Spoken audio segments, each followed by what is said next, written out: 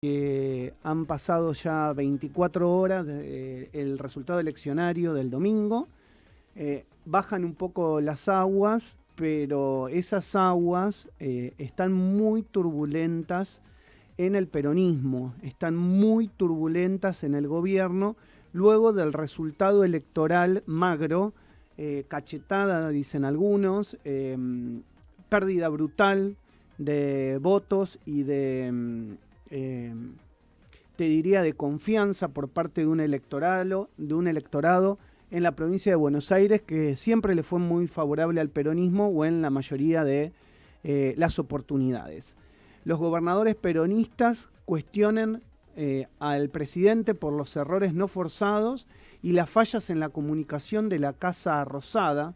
Tras la contundente derrota electoral, la mayoría de los mandatarios provinciales siente que el presidente dejó de hablarle a la sociedad y que se sobreestimó el impacto de la vacunación. Es decir, como que al llegar las vacunas, todos los problemas iban a barrerse debajo de la alfombra. Y la realidad es lo que yo te decía en la editorial de ayer. Los problemas son constantes y permanentes en la Argentina. No solo los generados a consecuencia de la pandemia, sino los generados a consecuencia de la cuarentena, que el propio gobierno la hizo muy pero muy prolongada, con impacto directo en el trabajo de los ciudadanos, con impacto directo en la educación de nuestros pibes, con impacto directo en la falta de un abrazo, en la falta de un beso, con impacto directo también, y esto hay que decirlo, en el sistema o en los médicos, que algunos dicen trabajamos denodadamente y no recibíamos por lo que trabajamos, con impacto directo en las fuerzas de seguridad, con impacto directo en quienes eran trabajadores esenciales y no podían claramente o no tenían el mayor o la mayor recompensa económicamente por todo esto, y ni hablar si sos uno de los familiares de los 120.000 muertos, y ni hablar si por ejemplo, fuiste uno de los trabajadores que te bajaban del colectivo al cruzar la General Paz. Y ni hablar si fuiste uno de los 80.000 argentinos que todavía tienen causas abiertas y pendientes por la violación de la cuarentena. 80.000 causas. ¿A quiénes piensan que iban a votar esos 80.000 personas que les abrieron causas judiciales y que están en estos momentos imputados o procesados por un delito que el propio presidente firmó y que violó?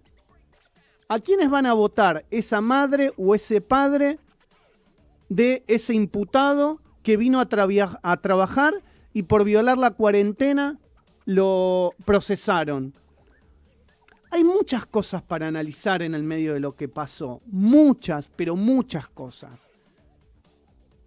El cierre de comercios, la pérdida de empleos, los empresarios, muchos, pequeños y medianos, como profesionales que tenían 2 o 3 trabajadores a su cargo y que tuvieron que cerrar sus oficinas, con obligarlos a hacer home office que no generaba el 100% de la productividad que tenían cuando estaban de manera presencial. ¿A quién pensaban que iba a votar toda esa gente? ¿A quién pensaba que iba a votar el jubilado que no pudo ver a sus nietos durante 4 meses, por ejemplo, en el área metropolitana, porque no podía salir de tu casa? Digamos, acá se sobreestimó todo. Con una épica de un relato que con la vacuna todo se solucionaba, se sobreestimó todo. Y no estoy diciendo con esto que el presidente no haya querido cuidar a la gente, o que el gobierno de médicos no haya querido cuidar a la gente, el Consejo de Médicos. Lo que estoy diciendo es que claramente se sobreestimó, como no pasó en otros países. Ahora, en otros países tal vez no se sobreestimó tanto, pero también, ojo y atención con esto, se llevó puesto a algunos gobiernos. Por ejemplo, en Brasil el presidente Bolsonaro fue sumamente criticado por no poner más medidas de cuidados como se pusieron en la Argentina. Y su popularidad bajó. Y es muy posible que en las urnas se lo lleve puesto también. No se sabe. Esto está todo por verse. pero es real lo que estoy diciendo.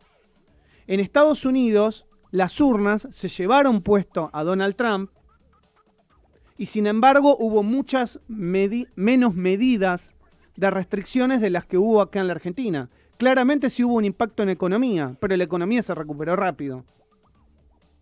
Y no es lo que estamos viendo acá.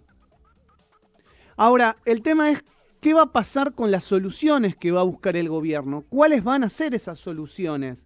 ¿De qué manera el gobierno pretende buscar esas soluciones? Algunos dicen que el ministro Guzmán no quiere darle a la maquinita, porque si le dan la maquinita y como pretenden algunos sectores empezás a ponerle más dinero a la gente, estamos en las puertas de una escalada inflacionaria como hace mucho tiempo no se ve en la Argentina, como en la década del 80. ¿Por qué? Porque con esta previsión el gobierno ya está teniendo 50% de inflación este año y previsión de 50% para el año que viene. Si vos le seguís dando a la maquinita, vas a superar el 50% de inflación y podés generar un espiral inflacionario pocas veces visto en la historia, en los últimos 20 o 30 años de la democracia argentina.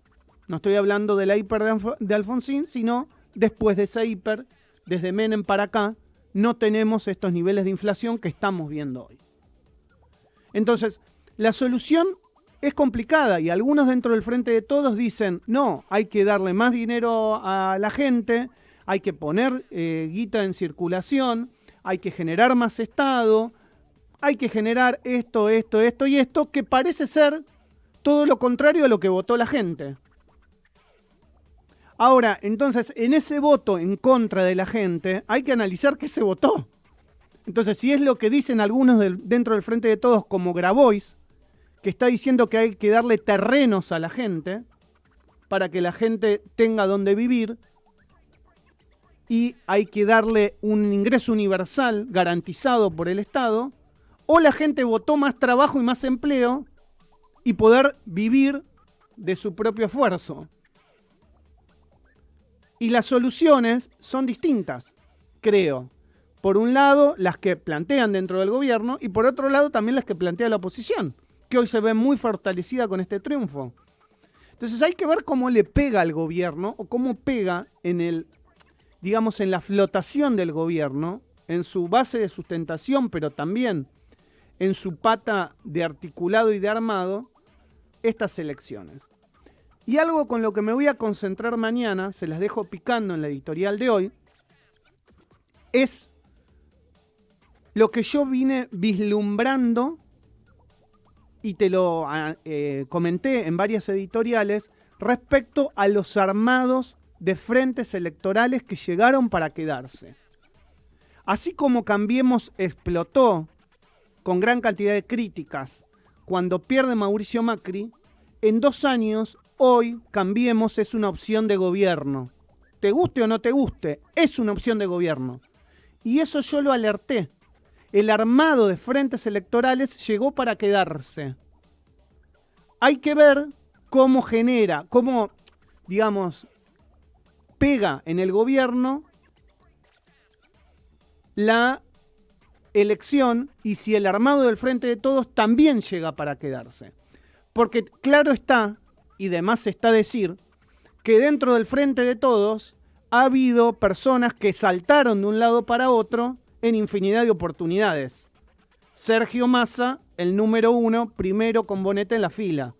Entonces hay que ver si Sergio Massa, por ejemplo, es uno de los que pretende romper y tal vez se va con Cambiemos, qué sé yo, a mí no me sorprendería eso de Sergio Massa. Creo que a ninguno de ustedes le sorprendería. Pero como Sergio Massa también pierde en su propio distrito, en su bastión duro, que es Tigre, tal vez empiece a ver que donde él tenía que estar no era el Frente de Todos y tal vez era más cerca de Cambiemos. Pero estos dos frentes electorales, a mi modo de ver, llegan para quedarse. Por un lado, el Frente de Todos, si querés, un armado más electoral de centro-izquierda y Cambiemos un armado más electoral de centro-derecha. A mi modo de ver es así. Y a mi modo de ver esto llegó para quedarse. Veremos si los pronósticos que yo vengo haciendo hace años y que claramente se van de alguna manera trasluciendo en los votos, terminan conformando la Argentina de los partidos políticos de hoy y de mañana. Esto es El Arranque. El mundo se detuvo. La información no. El Arranque con Maxi Lecky. Actualidad en movimiento.